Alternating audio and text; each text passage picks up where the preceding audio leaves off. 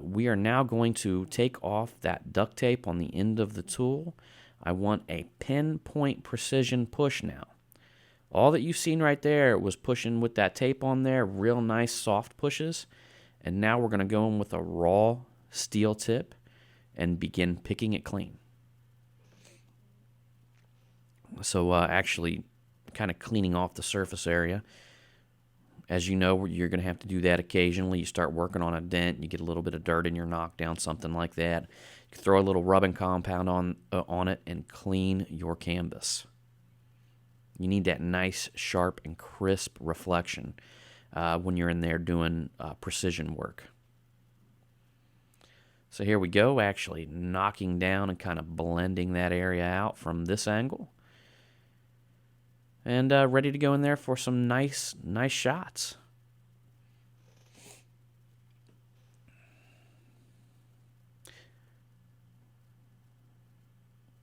So now, as you can see, I'm actually standing over the bike, and my head is actually down, at that nice, deep cross-checking angle there. I want to tell you guys, I've tried using the mobile lights on these bikes. It's just so much nicer to have that light on the stand. There's only so many places you can actually connect and set your mobile light up and actually connect it somewhere to work on a bike. I've successfully done it, but I've had to definitely rig some situations up to actually have that light in the right angle that I needed to do my repair. So I always recommend, if you're going in, you're doing a tank repair, your best bet is to have a light on a stand. I mean, you can elevate it out, you can bring it in. It's going to make you much more fluent of a repair. You can see there, that was my final kill shot right there on that deepest part of the dent.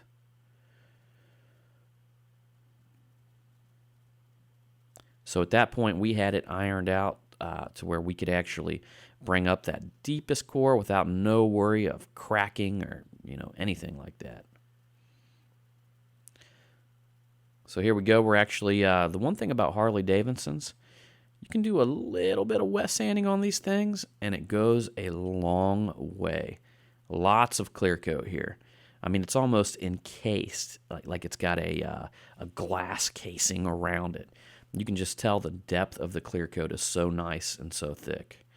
And you don't have the orange peel that you have on these like you would have on cars. So this right here is definitely a great thing to do just to dial it in.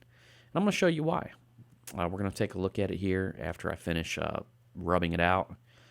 A lot of times when I do a 2000 grit wet sand, I'll just go in with a little bit of rubbing compound. A little bit of elbow grease goes a long way. And this is the same 3M compound that I use on everything. It's from the Finesse It line. Really, really great compound. There we go. Got it all shined up. And looking through here, now you can see the big difference here. Now, the ghosting that I was talking about, let me show you what that is. See that little gray color that's down there that was in the deepest pit of the dent? That is the ghosting that happens on silver. You can see there it's a very, very faint imprint, but I'm telling you, it can be so much worse. I mean, that ghosting can be, if not done properly, I mean, that ghosting can be really, really bad. And this one right here, fortunately for me, the customer couldn't even tell that it ghosted. Like, by the time it was done without my light on it, shining down on it, you really could not tell whatsoever. And in fact, it's he actually had taken this tank to 3 or 4 other dent technicians before bringing it to me, and they all said that this dent could not be done. Did not look the largest, however, it was a nice deep little dent on a Harley tank. And one thing you're gonna have to realize here, just like on Daniel Grom's video, I'm gonna stress this. You need to be good at paintless dent removal before you begin tackling tanks. It's almost like you're relearning the art of PDR when you begin pushing on these things. Maybe you recommend getting a practice tank, mounting it on a table, or buy a vise. But again, going in here with the raw tip, so a raw steel tip, doing some final pushing throughout the whole dent really right here. I'm actually dialing in this curve and contour at this point.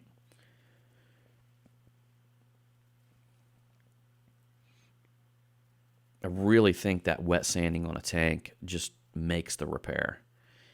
It's just these things, like, again, have just very, very little orange peel on them.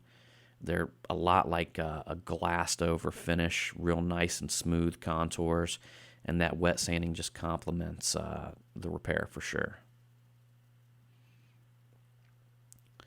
So there we go, just doing some final taps, just dialing in that core right there. You can see a little bit of a crown appearing right there on that back edge that I'm pointing to. Need to lay that down. Actually going to push it up first, and then we'll get into a little final blending work. So here we go. Got that tool dropped in there. Again, looking for the tip of the tool. There we go. So that whole little moment you seen, that pause right there, was me just kind of scrolling around trying to find the tip of the tool.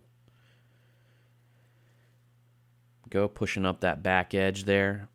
And, you know, this is one of them techniques that I like to call, if you know something is a crown in a certain spot, but you see a low attached to the front of it or the back of it, sometimes you just want to push that low right into that crown, so when you go and you begin tapping around and right on that crown, you're going to be able to lay it down flush to the panel. You got to kind of start thinking a few steps ahead. You got to start thinking, you know, how can I do a couple pushes on this crown work to make it flow the best possible when I go into a knockdown session. So now I'm actually stepping back and using the blending hammer. Getting that real tight angle. This is the finishing technique here. Just trying to reshape out that curve there. And as you can see, we have the finished results here. You can definitely notice a little bit of that ghosting that I have going on there. Much, much more in the PDR light. So we'll get rid of that sucker there. And you can see a little bit of a light color right there in the center of the dent. Did call the customer. I warned him about that. Again, like I said, once we pulled it outside, he had a look at it. He just absolutely loved it. So there you have it. All finished up on this repair. I got a couple other little dings on this tank that I'm going to go after, but this right here was the main one. This was the big one. I wanted you to experience that. If you know how to repair this one, you'll know how to repair the rest of the little dings that were on the tank. So again, this is John Harley with DentTrainer.com, and appreciate having you along on this tutorial. And we'll see you on the next one.